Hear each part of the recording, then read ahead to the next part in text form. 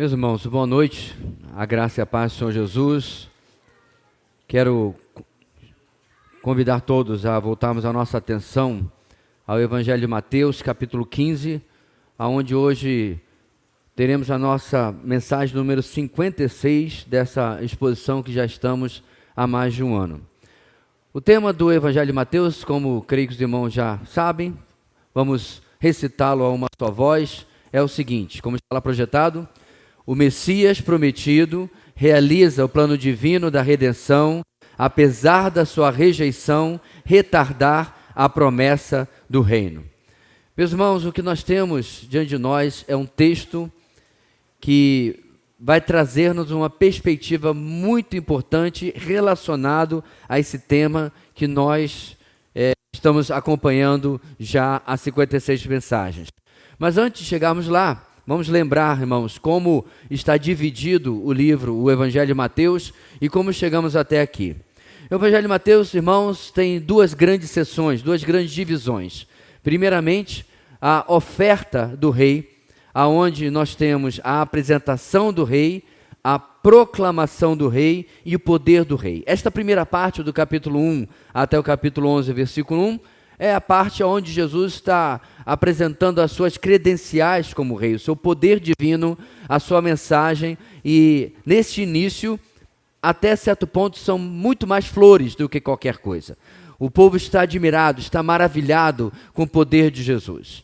É a partir do capítulo 11, versículo 2, que a coisa muda de figura, e aí nós temos a segunda sessão do Evangelho de Mateus, a rejeição do rei, que é onde exatamente nós estamos agora.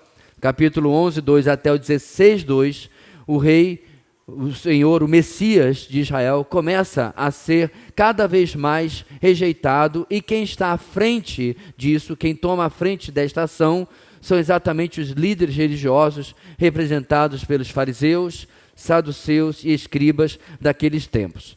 Também é interessante ressaltarmos, irmãos, que na primeira sessão, a ênfase de Jesus é muito mais as multidões, é uma abordagem em geral. Já nesta segunda sessão que nós estamos, apesar de interagir com as multidões, como nós vamos ver no texto de hoje, o foco de Jesus é ensinar, treinar os 12 apóstolos. Aqueles que depois que Jesus fosse embora, iriam ter a missão de espalhar o Evangelho e iniciar o cuidado da igreja do Senhor. Nós bem sabemos que desses 12, entre eles estava Judas Iscariotes, mas depois ele foi substituído e acrescentado, inclusive, neste colégio, figuras como, é claro, o apóstolo Paulo. Bem, tendo passado, meus irmãos, por estas sessões, essas partes, recentemente nós temos visto no capítulo 14, por exemplo, Jesus lidando com um momento muito difícil com a morte de João Batista por causa da exposição, a confrontação dele com o pecado de Herodes, o usurpador do trono judaico. Jesus, então, se afasta, evitando um confronto com Herodes, e aí nós temos a primeira multiplicação dos pães e peixes, que acontece em um ambiente que, apesar da crescente rejeição que Jesus começava a enfrentar, ele ainda demonstra graça e misericórdia para com o povo, inclusive treinando os seus discípulos de que eles iriam ser enviados não a uma audiência aberta, mas em meio a também grande oposição. Isso realmente se configurou, irmãos. Todos os apóstolos, como já mencionamos em outra ocasião, todos eles, com exceção de João, não morreram de morte morrida. Morreram de morte matada, como a gente fala no popular. Morreram martirizados. Apenas o apóstolo João, segundo a história, morreu de idade. Bem, passada a primeira multiplicação, que inclusive, irmãos, este milagre é o único citado em todos os evangelhos, aprendemos no evento em que Jesus anda sobre as águas, onde ele lida com as inseguranças e incredulidade do seu grupo mais próximo. Ali é um milagre restrito, privado, apenas os apóstolos presenciaram aquilo.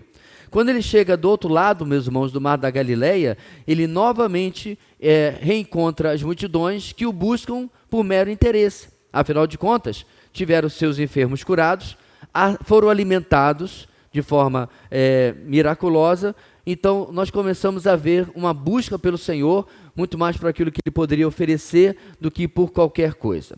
Como eu disse, irmãos, o objetivo principal nas últimas mensagens do Senhor é treinar, preparar os discípulos para a sua ausência. Eles teriam que eventualmente se virar com a ausência, sem a presença física do seu Senhor e Mestre. No capítulo 15, nós já vimos como o Senhor ensina, sim, os discípulos, enquanto estava confrontando o erro dos líderes religiosos e ensinando corretamente as multidões. Assim, os falsos ensinos que vinham atacando a verdade da Torá, da verdade da lei mosaica, foi confrontada por Jesus, e isso para nós é a mesma coisa que temos que fazer hoje.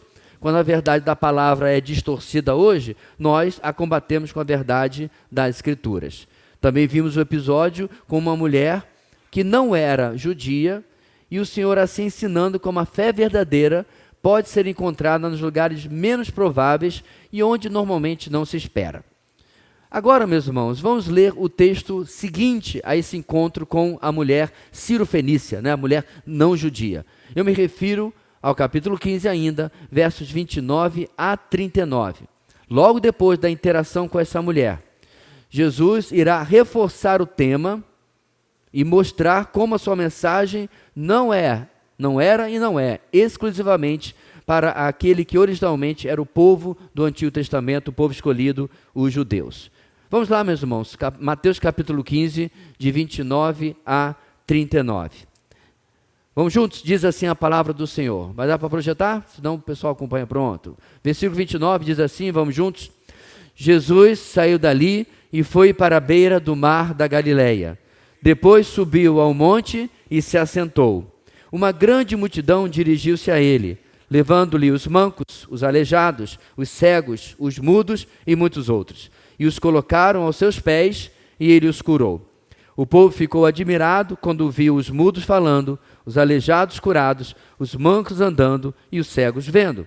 E louvaram o Deus de Israel. Jesus chamou seus discípulos e disse: tenho compaixão desta multidão. Já faz 3 dias que eles estão comigo e nada têm para comer. Não quero mandá-los embora com fome, porque podem desfalecer no caminho.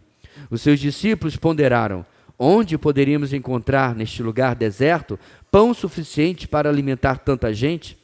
Quantos pães vocês têm? Perguntou Jesus. 7, responderam eles, e alguns peixinhos.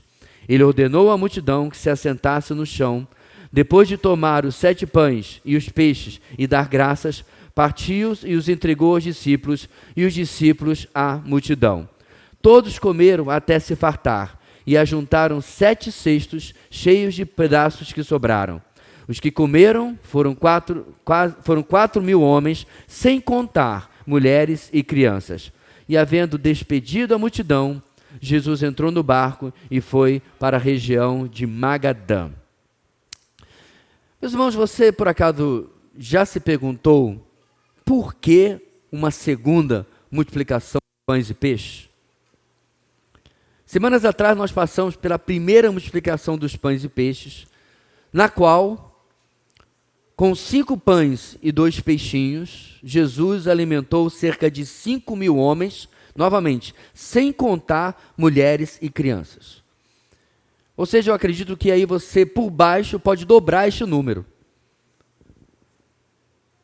Por que então, digamos, a falta de criatividade? Por que, de novo, o mesmo milagre?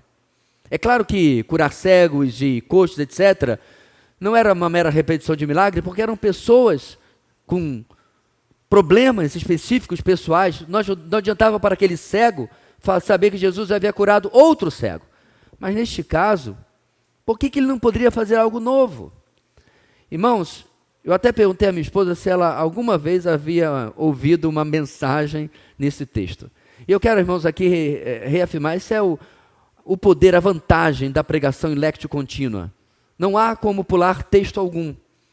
É muito incomum que pregadores escolham especificamente a segunda multiplicação de pães e peixes e, ainda mais, que consigam incluir na sua mensagem, explicar o porquê Jesus faz o mesmo milagre uma segunda vez. A nossa resposta, irmãos, a isso tudo começa com a lembrança de que, primeiro, absolutamente nada que Jesus fez foi no improviso, foi por acaso, foi desprovido de um propósito. Sem falar que se encaixa perfeitamente nos planos que o Senhor Deus tinha para o seu filho, o Messias de Israel.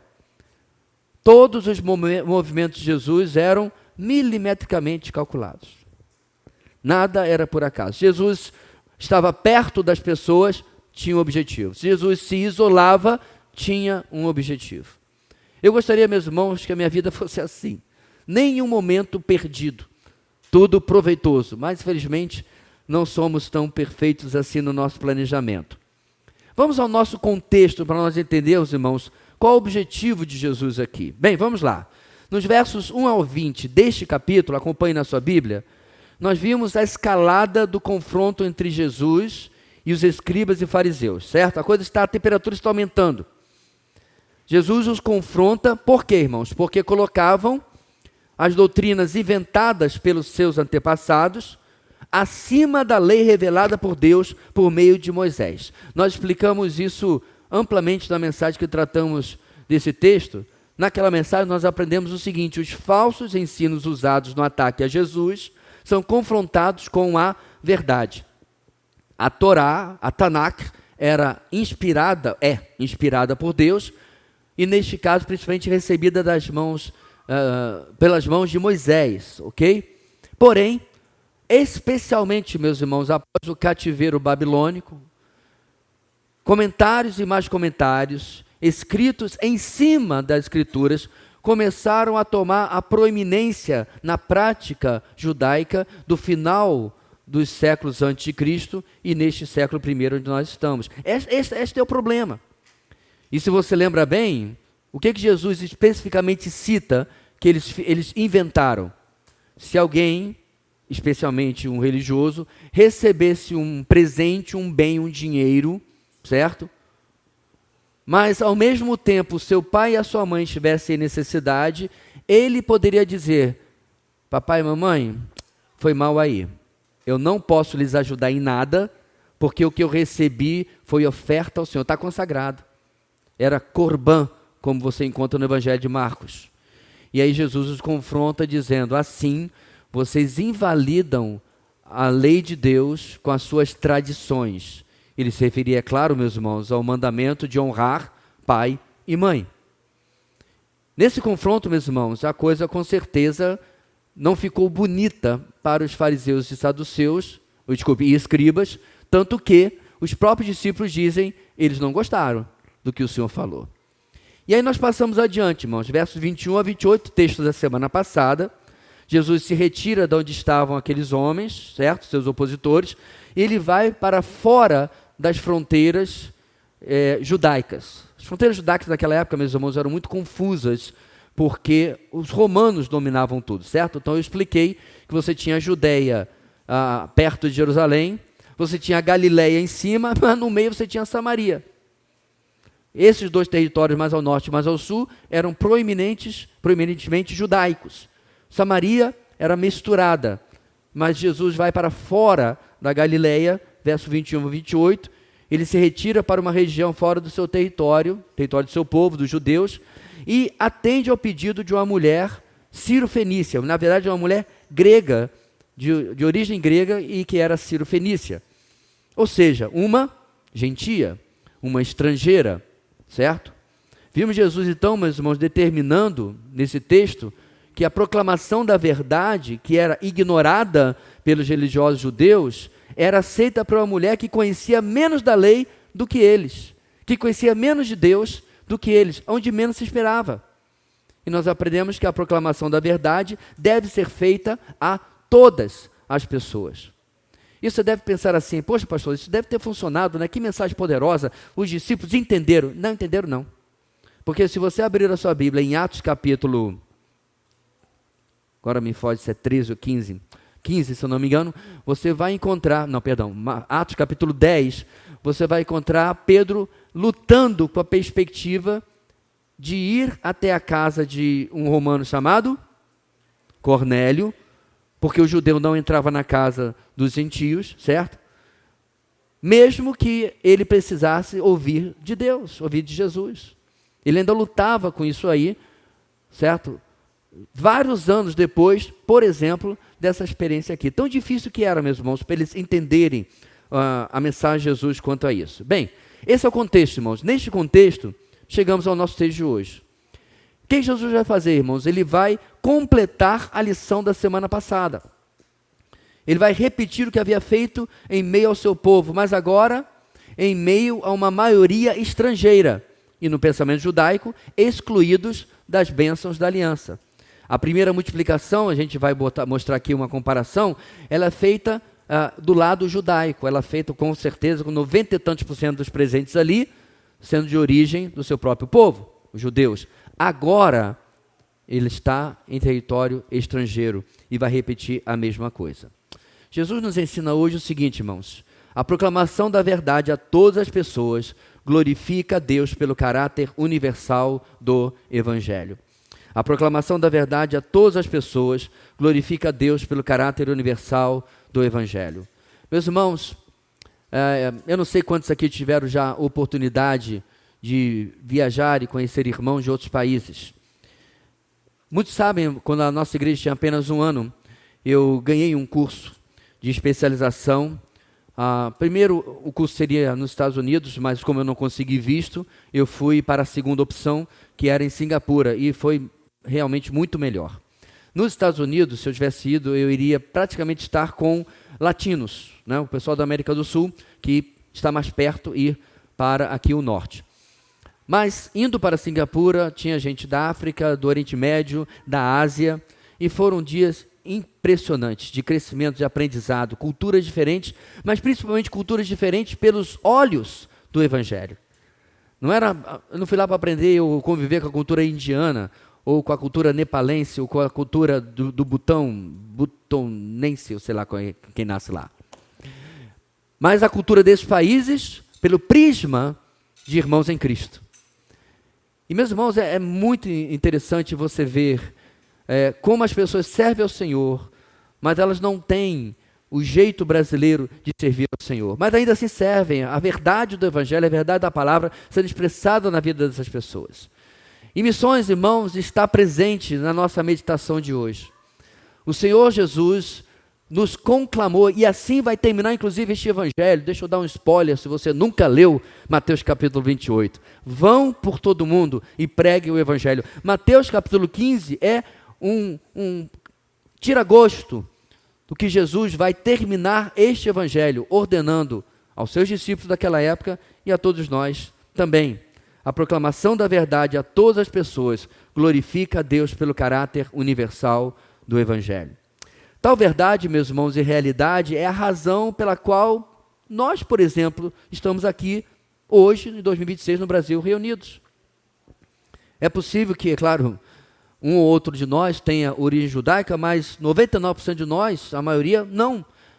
Estamos dentro daquilo que Jesus está ensinando aqui. Jesus começa a delinear aquilo, meus irmãos, que o apóstolo Paulo, com a profundidade que ele tinha, aliás, o apóstolo Paulo, que também era judeu, irá ensinar na carta aos Efésios, capítulo 2. Eu quero pedir que você abra a sua Bíblia, acompanhe a leitura. Carta aos Efésios, capítulo 2. Abra comigo e acompanhe a partir do verso 11. O que Paulo escreve lá? Éfeso, é claro, é uma cidade gentia. Éfeso é uma cidade não judaica. E a essa igreja, meus irmãos, que eventualmente seria pastoreada por Timóteo, no capítulo 2, versículo 11, presta atenção cada detalhe como Paulo descreve a realidade do corpo de Cristo hoje, ok? Portanto, lembre-se de que anteriormente vocês eram gentios por nascimento e chamados incircuncisão pelos que se chamam circuncisão, feita no corpo por mãos humanas, e que naquela época vocês estavam sem Cristo, separados da comunidade de Israel, sendo estrangeiros quanto às alianças da promessa, sem esperança e sem Deus no mundo. Paulo começa descrevendo a realidade de todo ser humano no mundo. Ele está sem Deus, fora do povo de Deus, ele nada tem a ver, e é incircunciso na carne, ou seja, ele não teve o sinal da aliança, ok? Do Antigo Testamento. Verso 13.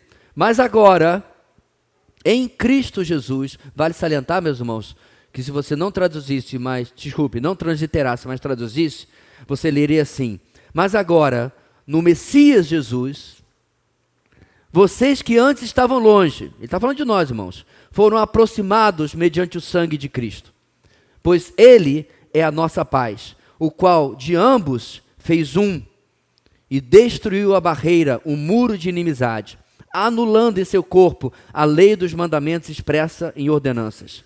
O objetivo dele era criar em si mesmo dos dois um novo homem, fazendo a paz, e reconciliar com Deus os dois em um corpo por meio da cruz, pelo qual ele destruiu a inimizade.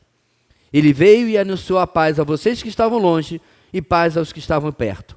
Pois por meio dele, tanto nós como vocês, ou seja, nós, Paulo está dizendo, nós judeus, como vocês gentios, temos acesso ao Pai por um só Espírito. Portanto, vocês já não são estrangeiros, nem forasteiros, mas concidadãos dos santos e membros da família de Deus, edificados sobre o fundamento dos apóstolos e dos profetas, tendo Jesus Cristo como pedra angular, na qual todo edifício é ajustado e cresce para tornar um santuário santo no Senhor. Irmãos, eu não tenho tempo para expor e explicar Efésios capítulo 2, do 11 em diante, porque não é o nosso texto, mas eu espero que você tenha pego a profundidade que Paulo está falando aqui. Em outro texto, em Gálatas, ele vai dizer: em Cristo não há mais judeu, nem gentio, nem bárbaro, nem cita. Lembra? Não há mais nacionalidade que se revele, que seja relevante. Hoje, todos nós somos o corpo de Cristo, a igreja do Senhor, até o dia do arrebatamento. É por isso, meus irmãos, que o tema do nosso Evangelho de Mateus é tão relevante. Jesus, de fato, cumpriu o que hoje constitui a possibilidade, ou que constitui a igreja de Cristo. Brasileiro, gentio, não importa, argentino, da Mongólia, de Israel, que se converte hoje, somos membros da mesma igreja de Cristo, até o dia do arrebatamento. Aí então, se você ainda não aprendeu isso nessa igreja, é porque você faltou a EBD. O Senhor volta a tratar com o seu povo através de um remanescente, onde ele cumprirá absolutamente todas as promessas que estão no Antigo Testamento. Porque eu não sei o seu, mas o meu Deus não mente. Ele não faz propaganda enganosa. O que ele prometeu ao povo do Antigo Testamento, ele o cumprirá no tempo certo. Bem, vamos agora então acompanhar, irmãos, esse segundo milagre, esse repeteco do milagre de Jesus, e vamos aprender o que ele quer nos ensinar nesse texto. Iniciando o texto, veremos como Jesus usa esta ocasião para nos ensinar primeiro sobre o impacto do Evangelho entre os povos. Em primeiro lugar, irmãos, versos 29 a 31. O agir de Deus entre os povos gera louvor a Deus. John Piper, meus irmãos, tem um livro que, se você não souber do que ele fala, você acha que é um livro sobre adoração, sobre louvor, alguma coisa assim. Mas o livro, na verdade, que ele escreveu é sobre missões. O título do livro, que eu não me recordo exatamente as palavras, fala sobre a glória de Deus entre os povos. E essa glória é anunciada para que o Senhor seja glorificado e se cumpra, e com certeza irá se cumprir, aquilo que nós temos nas Escrituras, em que João, no Apocalipse, tem uma visão onde ele vê pessoas, gente, como? De todo o povo, língua, raça, nação, etc. Todos louvando ao Senhor. Hoje, meus irmãos, ainda há milhares de povos, particularmente indígenas e aborígenes e etc., não alcançados. O Evangelho continua sendo pregado para que essas pessoas sejam alcançadas. Bem, no nosso texto, o verso 29, começa situando geograficamente Jesus como saindo de onde esteve e onde teve o encontro com a mulher gentia e indo para a beira do mar da Galileia. E aí, meus irmãos, a gente vai pedir ajuda ao evangelista Marcos, porque ele é mais detalhista e nos informa o quê? Que Jesus, diz o texto, saiu dos arredores de Tiro e atravessou Sidom até o mar da Galileia e a região de Decápolis. Decápolis é uma palavra grega, deca, e polis, que significa nada mais do que 10 cidades, ok? Em grego. Era um grupo de 10 cidades livres na fronteira leste do Império Romano. Estavam localizadas perto da região da Judéia, Síria e a atual Jordânia. Essas cidades, meus irmãos, eram centros de cultura e comércio grego. Era caracterizada por uma população multicultural de maioria pagã, ou seja, não judia. E era predominantemente caracterizada com uma forte presença da elite grega. Estima-se que as maiores cidades desse grupo iam de 20 a 40 mil habitantes, cada uma em seus auges de população. Eu sei que você está pensando assim, pastor, isso aí é Iracema, que é o interior. Mas não há 2.000 anos atrás, né? São consideradas nesse número cidades grandes para a região. E totalizavam milhares e milhares de pessoas nessa região. Em outras palavras, meus irmãos, Jesus não estava em sua terra, não estava entre os seus conterrâneos. Ainda assim, o texto diz que ele é procurado por uma grande multidão que leva até ele os seus doentes. Inclusive, Mateus cita diversas enfermidades que são trazidas diante de Jesus. E Jesus cura a todos. Aqui, meus irmãos, nós vemos, em primeiro lugar, a expansão do conhecimento sobre Jesus fora das fronteiras judaicas. Mas como? Jesus nunca foi pregar fora. Jesus nunca foi fazer um sermão do monte 2.0 em terras gentias. Jesus nem enviou os seus discípulos aos gentios, muito pelo contrário, se você lembra bem, ele pega os seus discípulos, os envia e diz, não vão a ninguém a não ser as ovelhas perdidas da casa de Israel, ok? Como isso acontece? Como que já começa a ultrapassar as fronteiras da onde Jesus estava trabalhando? Sabe qual é uma hipótese, meus irmãos, pelo menos nesse caso aqui específico? Talvez a mulher do texto anterior tenha algum crédito nisso. Ora, se alguém, e qual era o problema dela, irmãos? A filha dela estava endemoniada. Com certeza ela já havia tentado muitas coisas. Talvez tentado médico, talvez tentado curandeiros. Mas Jesus deu jeito. E à distância, com uma palavra. Você acha realmente, você ficaria calada? Você não sairia contando, como se diz hoje, a Deus e o mundo? Então é muito possível que o relato, o testemunho desta mulher, semelhantemente a outra gentia, a mulher samaritana, tenha impactado a sua cidade, isso rapidamente se espalhou. Além de outras possibilidades. E também em segundo lugar, meus irmãos, mais uma vez no nosso texto, nós vemos a compaixão de Jesus.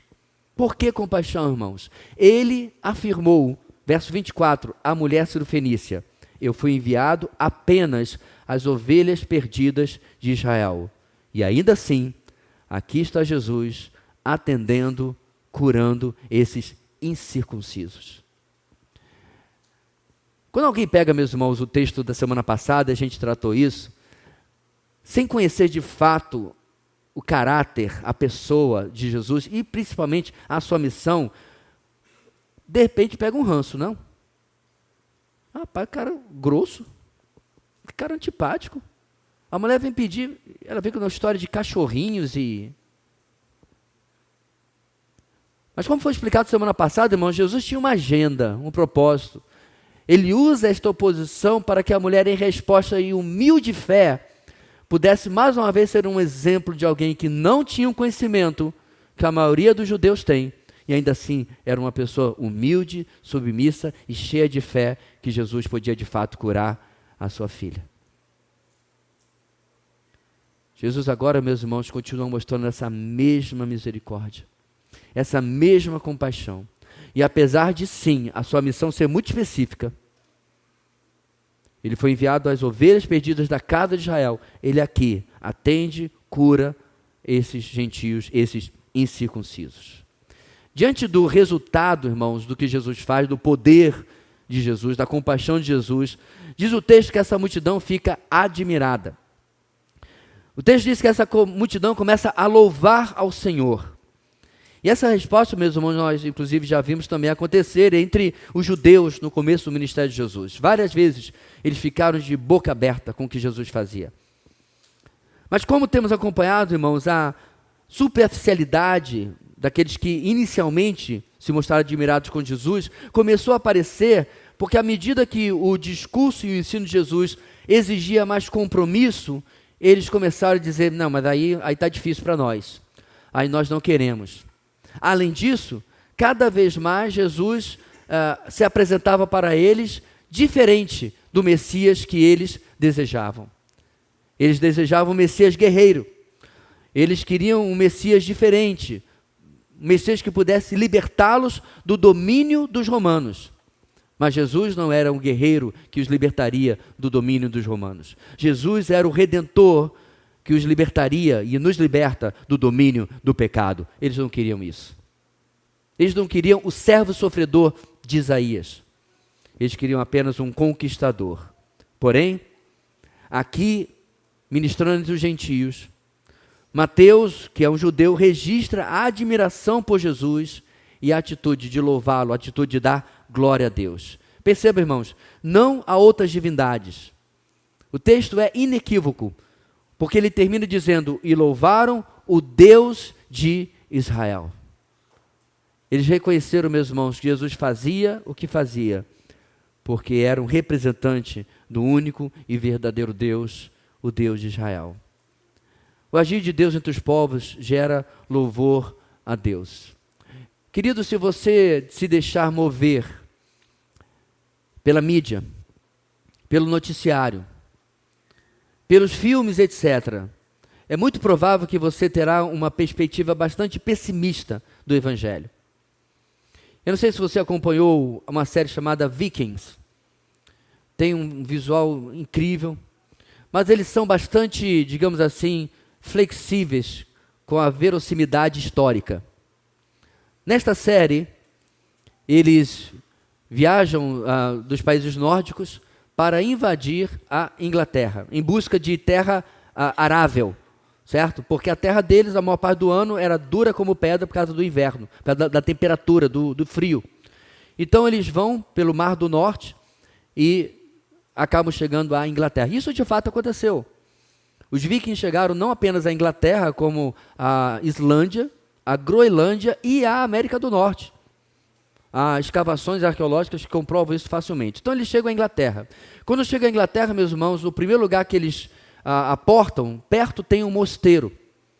E é interessante que nisso eles foram bem corretos. Os monges estão fazendo o quê? Copiando o Novo Testamento. Isso é fato, irmãos. O Novo Testamento é o documento histórico mais copiado na história da humanidade, o que torna impossível a sua falsificação, porque isso requereria que durante milhares de anos, ou pelo menos centenas de anos, melhor dizendo, em dezenas de localidades, em no mínimo 4 ou 5 idiomas diferentes, todo mundo se acumulasse no WhatsApp para poder fazer as falsificações. É como diz aquele livro, irmãos, eu não tenho fé suficiente para ser ateu. Porque, desculpa, tem que ser de uma inteligência muito pequena para manter o argumento de que a Bíblia foi adulterada por esses copistas. Tem alguém copiando no norte da Inglaterra e combinou com alguém copiando em Jerusalém para falsificar junto. Só pelo WhatsApp, né, se fosse, né? Brincadeiras à parte, irmãos, eles chegam, deixa eu chegar onde eu quero chegar, né? Eles chegam lá, os vikings, e se surpreendem em conhecer os cristãos. Eles saqueiam o monastério, matam a maioria dos monges, mas capturam um e o levam de volta. E ele começa a evangelizar e dá a entender que eventualmente se converte o astro do show, que ganhou dinheiro suficiente, já quer sair, e ele morre, mas morre aparentemente convertido. Pastor, mas qual o problema com isso? Irmãos, o evangelho chegou aos países nórdicos, no mínimo 400 a 500 anos antes deste episódio. Mas a mídia dá a entender o quê? Que é uma religião estranha à fé dos vikings. Uma fé que era, muitas vezes, envolvendo sacrifícios humanos, uma fé que envolvia orgias, mas missionários cristãos chegaram muito antes disso e levaram o evangelho para lá. Se nós realmente, meus irmãos, lermos a história contada da maneira como ela realmente aconteceu, não filtrada pela sociedade. Nós vamos descobrir que, não se preocupe, a igreja de Cristo, nós estamos me referindo à igreja batista, ou a presbiteriana, ou a Assembleia de Deus, a igreja, o corpo de Cristo, o evangelho vai muito bem, obrigado. Continua crescendo. Pastor, mas e lá na Nigéria? Mataram mais 15 dos nossos irmãos. Amados, vamos lembrar da frase, sempre me foge à memória, mas se não me engano, de Tertuliano: o sangue dos mártires é semente do cristianismo. Quanto mais a igreja é perseguida, mais ela cresce. Já lhes contei da entrevista que fizeram com pastores da China, bastante tempo atrás, em que perguntaram a eles se eles oravam para que a perseguição acabasse. Pastor, não tem perseguição na China não, o youtuber falou que lá é tudo bom. Vai nessa. A perseguição continua, irmãos. Igrejas que não se dobram ao Estado e ao Partido Comunista, igrejas são perseguidas, as pessoas, e seus prédios são destruídos. Continua. Para ter um culto como nós temos aqui, eu teria que pegar o meu sermão antes, submeter ao Estado, para o Estado aprovar ou não e censurar, ele me devolve, eu tenho que falar o que eles querem que eu fale. Por exemplo, isso que eu estou falando aqui, nunca falaria, obviamente. Mas perguntaram a esses irmãos, esses pastores, se eles oravam para que a perseguição na China parasse. Vocês lembram que eu lhes contei qual foi a história deles? Não, nunca oramos por isso. Sabe por quê, meus irmãos? Porque eles olham para nós, eles olham para a América, e veem aonde a liberdade é absurda e o estado que está a igreja. J.I. Packer, até hoje eu sei, ainda está vivo, mas está com 90 e blau, está circulando o dreno já, né? Mas é um grande homem de Deus, recomendo. Se você encontrar um livro de J.I. Packer, compre 2. Um para você e outro para mim. Ele tem essa frase, meus irmãos, perfeita. A igreja, ele se refere à igreja na América, mas a gente pode se incluir nisto. A igreja ocidental tem milhas, quilômetros e quilômetros de comprimento, mas centímetros de profundidade. Eu me pergunto, meus irmãos, quantos de nós na igreja ocidental, com toda essa folga, liberdade que nós temos, resistiríamos a uma real perseguição? A perseguição tem acontecido no Brasil de forma ideológica, é verdade. Mas ainda está longe, meus irmãos, daquilo que nossos irmãos enfrentam. Ainda assim, Deus tem agido entre os povos. E Deus, irmãos, tem sido glorificado entre os povos. Nós incluímos no nosso grupo de missionários adotados pela igreja, um missionário que está agora entre povos, um ambiente bem difícil, uma cultura muçulmana. E é muito interessante, meus irmãos, ver como que você esperaria lamento, você esperaria uma coisa pesada. Não, sempre que eu converso com ele, é otimista, cheio de esperança. Porque a despeito, meus irmãos, de quaisquer dificuldades que ele enfrenta, e elas existem muitas, limitações, você não pode simplesmente pegar uma caixinha de som e fazer ar livre. Aliás, não está podendo fazer nem no Brasil mais. Já aparece alguém para perguntar se você tem licença para fazer aquilo. Eu fazia ar livre quando era adolescente, ninguém pedia licença, ninguém pedia nada. Hoje querem tolir todo mundo nas suas liberdades. Isso inclui a pregação do Evangelho. Mas ele não pode fazer isso de jeito nenhum, nem com licença, nem com autorização, porque não vão dar. E toda vez que eu converso com ele, meus irmãos, recebo um vídeo. É para cima. É positivo, é otimista. Porque ninguém consegue parar, meus irmãos, a obra que o Senhor continua e continuará fazendo entre os povos. Bem, na sequência do nosso texto, nós temos o milagre em si, o repeteco, né, do milagre da multiplicação. Ele vai nos servir, irmãos, para remover qualquer hipótese de que Deus tenha um tratamento diferente quanto ao alcançar das pessoas. O Senhor, não me entenda mal, tem preferências, sem dúvida. Ele ama o justo, mas abomina o ímpio. Não reclame comigo, está nas Escrituras. Ele cuida dos seus de uma maneira especial, em comparação como ele cuida de todos de uma maneira genérica. Qualquer conhecedor genuíno das Escrituras sabe do que eu estou falando. Porém, irmãos, ainda assim, no nosso contexto, as semelhanças incrivelmente próximas entre a multiplicação anterior e agora, envia uma mensagem clara aos primeiros leitores de Mateus e a nós também. O agir de Deus entre os povos, segundo ponto, não vê diferenças. O agir de Deus entre os povos não vê diferenças. Versos 32 a 39.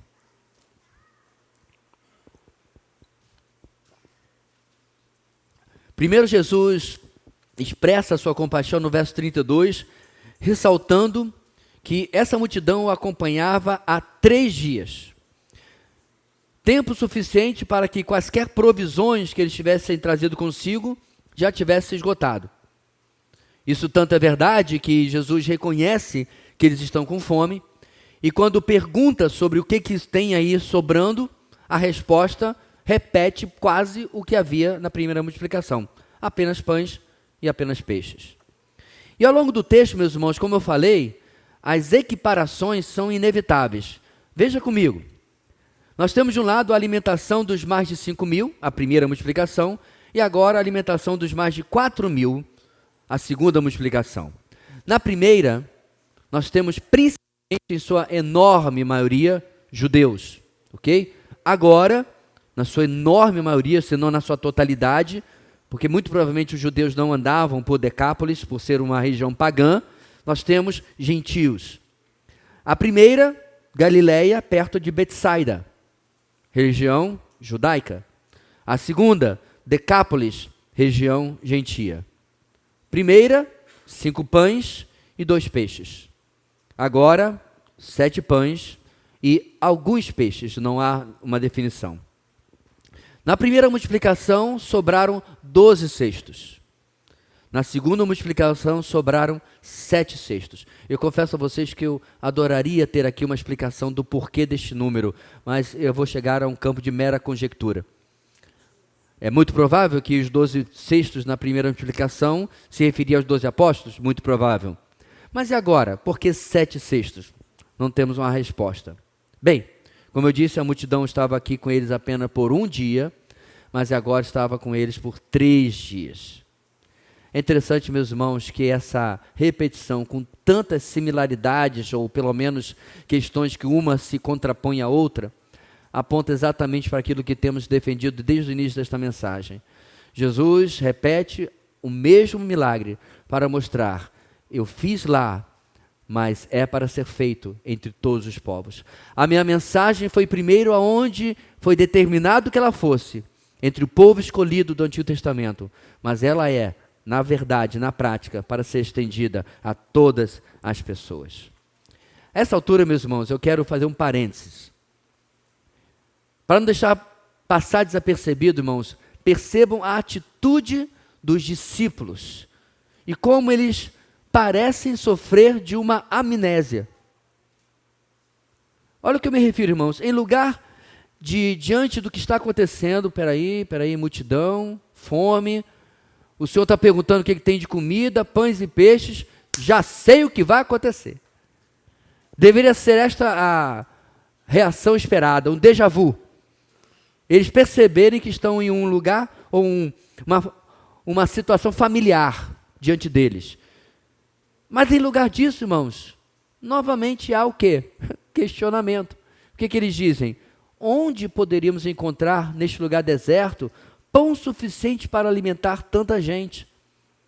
E eu não quero dar um spoiler, meus irmãos, porque isso é coisa do próximo capítulo, mas Jesus não vai deixar passar isso aqui barato, não. Mais adiante, ele vai questionar os discípulos como que eles não prestam atenção no que está acontecendo. Parece, meus irmãos, que até depois da morte e ressurreição de Jesus, os discípulos tinham certas escamas nos olhos. Porque se você lembra bem, Jesus vai chamar-lhes a atenção também no capítulo 15, quando ele acalma a tempestade, da mesma maneira que havia acalmado a tempestade no capítulo 8. Então parece, meus irmãos, que Jesus está repetindo o seu poder vez após vez. E os discípulos não estão captando o que o amado mestre está fazendo. Eu acho interessante, meus irmãos, que Tentaram dar uma aliviada naquele seriado The Chosen, em que quando vem um coxo, vem uma coisa, Pedro diz, olha o que ele vai fazer, olha aí. Aparentemente não era bem assim.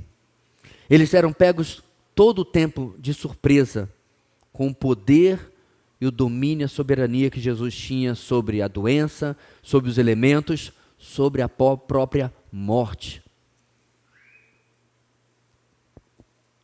O Deus encarnado, meus irmãos, demonstrava mais uma vez a dificuldade que os homens têm de compreender quem Ele é e o que Ele veio fazer. Bem, Jesus encerra, meus irmãos, o seu tempo ali. Verso 39, nosso último versículo. Ele vai para a cidade natal de Maria Madalena, que no nosso texto é chamada de uma corruptela do nome original. Deixa eu achar aqui, Magadã, certo? Mas é a mesma coisa que Magdala. E aí ele vai para aquela região logo ao norte do mar do Tiberíades, e nós vamos explorar a sequência disso na semana que vem. Encerrando, meus irmãos, a mensagem de hoje, eu queria aproveitar e despertar, não neste mês apenas, porque para os batistas, julho é o mês de missões estaduais, março que passou é o mês de missões mundiais, e setembro seria o mês de missões nacionais. Em nossa igreja, nós temos optado por não focar em uma campanha específica pelo seu mês, até porque nós temos missionários adotados e outras coisas. Nós fazemos a campanha desde o início do ano até aproximadamente novembro. Mas eu quero, meus irmãos, destacar a necessidade de nós nos envolvermos mais com missões.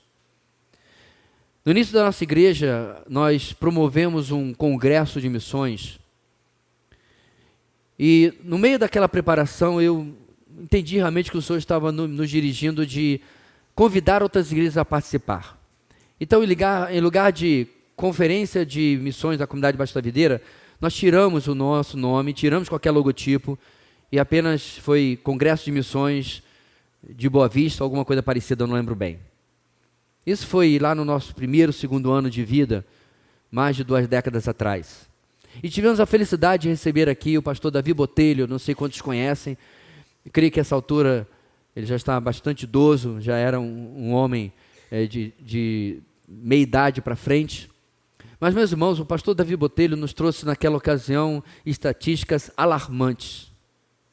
Por exemplo, o cristão médio gasta mais com Coca-Cola, com refrigerante, do que com missões.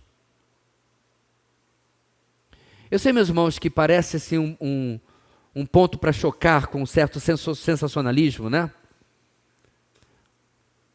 Mas aquilo no mínimo, nos fez parar para pensar em como organizamos o nosso orçamento. E eu me incluo nisso. Será que nós temos, meus irmãos, realmente compreendido e investido em missões na nossa Jerusalém, na nossa Judéia e Samaria e até os confins da terra, como realmente está ao nosso alcance? E é claro, meus irmãos, que missões não se resume a dinheiro. Mas todo domingo o nome dos nossos missionários está no seu boletim. É só dar uma olhadinha aí, está aí. Você tem aí o nome do Pedro, da sua esposa, o nome do André, que está bem ali. Você tem o nome do pastor Nildo, está lá. Pastor Pedro, que inclusive eu tenho uma videoconferência marcada com ele esta semana, quer passar as novidades do que tem acontecido no seu ministério ali em Portugal. Nós temos, obviamente, o pastor Aurino, em Moçambique. Esteve aqui na cidade recentemente, mas pudemos, eu e minha esposa, estar com ele em 2018. É gente de carne e osso, irmãos. Inclusive a família do irmão Aurino está aqui, ó. Elizabeth, cadê a Elizabeth? Ela está ali, ela. Ele é de verdade, irmão? Ele não é de inteligência artificial, não, né? É de verdade, né? Pois é. É gente, meus irmãos, que vão acordar na sua segunda-feira, como eu e você. Com o pastor Nildo, que eu acabei de mencionar. Grande dificuldade de ministério. Ou seja, irmãos, é claro, nenhum missionário vai dizer assim, nossa, que chato, você mandou uma oferta Isso não existe. Eles precisam do sustento financeiro, mas eles precisam, meus irmãos, que nós possamos segurar também as cordas da oração. Amados, o que nós vimos hoje, impulsionado por Jesus, da palavra ser expandida a qualquer pessoa de qualquer povo, é uma batalha espiritual. Se você ler biografias missionárias, você vai ver a narrativa sendo contado batalhas espirituais. Eu mencionei agora, por exemplo, dos povos nórdicos, né? Quando o nosso missionário cristão, confesso a você que eu não guardo o nome dele mais, chegou aos povos nórdicos da Noruega, da Suécia, etc., da Finlândia, ele foi desafiado, porque o Deus deles era o Deus do trovão. Você conhece o nome? Está nos Vingadores. Ele mesmo. Ele faz parte do panteão. E posso lhe garantir que ele não é um loiro marombado da Austrália. Ele é parte do panteão dos deuses nórdicos. Ele foi desafiado. E conta-se a história, meus irmãos, de que o missionário cristão aceitou o desafio. E orou. E o verdadeiro Deus do trovão, que fez os céus e a terra, rachou uma árvore ao meio, onde estava a imagem que eles idolatravam da divindade local. Foi assim que o evangelho começou naquela região entre os povos nórdicos. Batalha espiritual, irmãos. Às vezes vai necessitar que Deus intervenha de maneira espetacular. Às vezes vai necessitar apenas que Deus comece a transformar vidas. Alguns meses atrás eu ouvi um testemunho maravilhoso. Essa vozinha na África, muito velhinha, dura, viu? Terona assim, mas batendo lá os seus quase 90 anos, mas bem, maravilhada. Ela ganhou um gravador para ouvir a palavra de Deus no seu idioma. Meus irmãos, o que me emocionou é que no botão de liga e desliga estava gasto. De tanto que ela apertava para poder ouvir a palavra de Deus novamente. E eu tenho a Bíblia aqui, ó. Não só sei lê-la, como posso comprar quantas eu quero. E a missionária e a tradutora perguntaram qual foi a repercussão da conversão dela. E ela disse que o curandeiro da aldeia foi até ela para trazê-la de volta para a casa de cura que eles tinham lá. Aí ela contou que ela tinha fortes dores e que os sacrifícios aos antepassados não tinham resolvido em nada. E a feitiçaria, a macumbaria que eles faziam lá, em nada tinha resolvido. Mas o curandeiro insistia. E aí chegou a missionária, ela se converteu, a história do gravador se desenvolveu aí, e aí finalmente o curandeiro apareceu novamente. Ela pegou um pedaço de pau e colocou cabra para correr. Essa é a parte que eu achei também muito boa. Disse, não venha nunca mais aqui, porque este lar pertence a Jesus. Eu sei, os antropólogos ficam doidos com isso. Que fiquem. Os antropólogos e suas falsas ideologias passarão. A palavra do Senhor permanecerá para sempre. Se envolva com missões, meus irmãos. Mande uma mensagem para os missionários. Alguns estão próximos de nós, mas alguns estão isolados das suas famílias e das suas igrejas. E mais que isso, lembre-se, você é um missionário. Pode ser a você que o Senhor vai levar a próxima mulher Ciro-Fenícia. A próxima mulher que vai dizer com humildade, os cachorrinhos comem das migalhas que caem das mãos dos filhos. E você vai descobrir grande fé, onde você mal pode esperar. Que Deus nos abençoe, meus irmãos, a compreendermos que o Messias de Israel é o Messias de todos os povos, incluindo nós e aqueles que nós conhecemos. Amém. Deus amado, oramos a Deus nesse instante, aproveitando os nossos irmãos que estão longe de seu lar, de sua cidade, de sua igreja, de sua família. pelos rincões do Brasil, pelos quatro cantos do mundo. Sustenta, ó Deus. Certamente, ó Pai, o ministério lhes tem oferecido grandes desafios. Perseguições talvez, mas talvez solos duros, corações duros. Reanima os teus servos, sustenta, envolve, ó Deus, a tua igreja com a vida deles, todas as formas que eles precisarem. E a nós também aqui, ó Deus, possamos compreender como o Evangelho precisa ser pregado a todos que estão ao nosso redor, em nossos lares, em nossas famílias, em nossas vizinhanças, em lugares de estudo ou de trabalho, para que o Senhor possa ir em resgate daqueles que são teus. Faz isso, ó Deus, no meio da tua igreja aqui. É o que oramos, no nome de Jesus. Amém e amém.